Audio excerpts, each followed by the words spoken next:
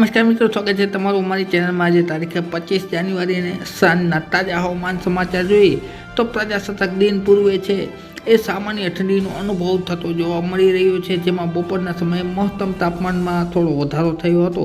ત્યારબાદ આગામી 72 કલાક કેવું રહેશે વાતાવરણ, ખાસ કરીને માવઠું છે આગામી દિવસોમાં કયા વિસ્તારને અસર કરશે તેને લગતી સંપૂર્ણ વાત કરતા પહેલાં જો અમારી ચેનલ પર નવા હોય તો ચેનલ સબસ્ક્રાઈબ કરી વિડીયો લાઈક તથા શેર કરી દેજો મિત્રો।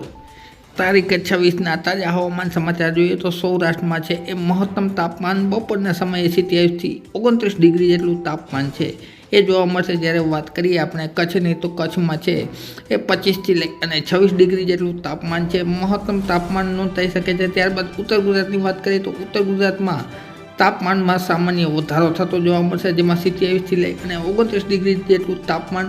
ત્યારબાદ આપણે મધ્ય ગુજરાત અને દક્ષિણ ગુજરાતમાં વાત કરીએ તેમાં પણ તાપમાનમાં વધારો થતો જોવા મળશે, જેમાં તાપમાન છે એ 30થી લઈ અને 32 ડિગ્રી જેટલું તાપમાન છે મોટાભાગના શહેરો અને ગામડાઓમાં નોંધાઈ શકે છે। મિત્રો, બપોરના સમયે અને પવનની વાત કરીએ તો પવન મુખ્યત્વે ઉત્તર પૂર્વનો પવન છે એ થતો જોવા મળશે, અને જ્યારે દક્ષિણના દરિયાકાંઠાના વિસ્તારોમાં છે એ પવનમાં થોડી અસ્થિરતા જણાશે, જેના હિસાબે છે એ સવારના સમયે થોડો ઠાર અને સામાન્ય સ્થાનિક વિસ્તારમાં ઝાકળ આવવાની શક્યતા રહેલી છે મિત્રો તારીખ 26ના રોજ।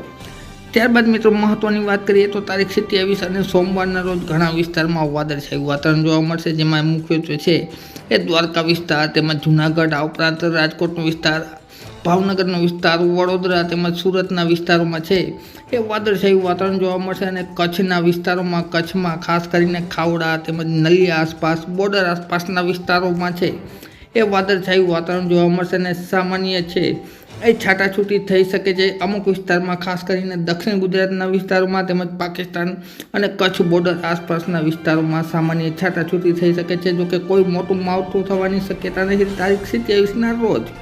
ત્યારબાદ મિત્રો 27 તારીખ અને રાતના તાજા હવામાન સમાચાર જોઈએ તો ઉત્તર ગુજરાતના અમુક વિસ્તારોમાં અને ખાસ કરીને કચ્છ અને પાકિસ્તાન બોર્ડર આસપાસના વિસ્તારોમાં છે એ સામાન્ય ઝાપટા છે એ નોંધાઈ શકે છે મિત્રો। અને આ ઉપરાંત વાત કરીએ પવનોની તો પવનો છે એ મુખ્યત્વે પશ્ચિમ તેમજ ઉત્તરના પવનો જોવા મળી શકે છે, જેના હિસાબે છે ફરીથી ઠાર આવી શકે છે અને સામાન્ય સ્થાનિક વિસ્તારમાં છે એ ઝાકળ આવવાની શક્યતા રહેલી છે મિત્રો। ત્યારબાદ મિત્રો તારીખ 28 જાન્યુઆરીની વાત કરીએ તો 28 જાન્યુઆરીના રોજ મોટાભાગના વિસ્તારોમાં વાદળછાયું વાતાવરણ, કસરૂપી વાદળો છે એ જોવા મળી શકે છે, અને 28 તારીખના રોજ પવનની સ્થિતિ જોઈએ તો પવનો છે એ મુખ્યત્વે ઉત્તર પશ્ચિમના ખાસ કરીને દરિયાકાંઠાના વિસ્તારોમાં જોવા મળશે, જેના હિસાબે છે એ ઠાર આવવાની શક્યતા રહેલી છે। તેમજ સાથે સાથે વાત કરીએ તો ઠંડી છે એ તાપમાનનો પારો ઊંચો જશે, જેના હિસાબે ઠંડીમાં છે એ સામાન્ય ઘટાડો થઈ શકે છે। અને મહત્તમ તાપમાનની વાત કરીએ તો મહત્તમ તાપમાન છે એ 28થી લઈ અને 30 ડિગ્રી જેટલું મોટાભાગના વિસ્તારોમાં જોવા મળી શકે છે મિત્રો।